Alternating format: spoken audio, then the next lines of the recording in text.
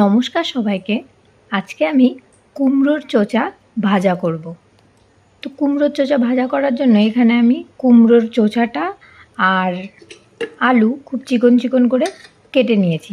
তারপরে আমি কুমড়োর চোচা যেহেতু শক্ত হয় তার জন্য আমি সেটাকে প্রেসার কুকারে একটা সিটি দিয়ে নিয়েছিলাম। আর এদিকে কড়াইতে তেল দিয়ে তার মধ্যে আমি আলুগুলোকে ভালো করে ভেজে নিয়েছি, একটু লবণ দিয়ে ভেজেছি। আর একদিকে আলু ভাজা হচ্ছে আর অন্যদিকে প্রেসারে তো আমি ওটা বসিয়ে দিয়েছি। তো কুমড়োর লাউয়ের চোচা ভাজা তো আমরা অনেকেই খেয়েছি, কিন্তু কুমড়োর চোচা ভাজা এভাবে কে কে খেয়েছো জানাবে।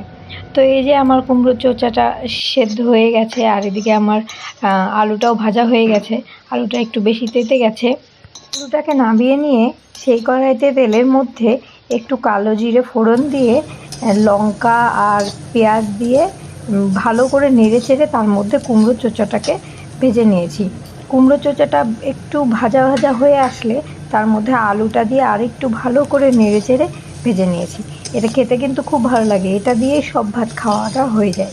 তো এতটাই ভালো আর এতটাই টেস্টি লাগে খেতে। কে কে এমন খেয়েছো আমাকে জানিও।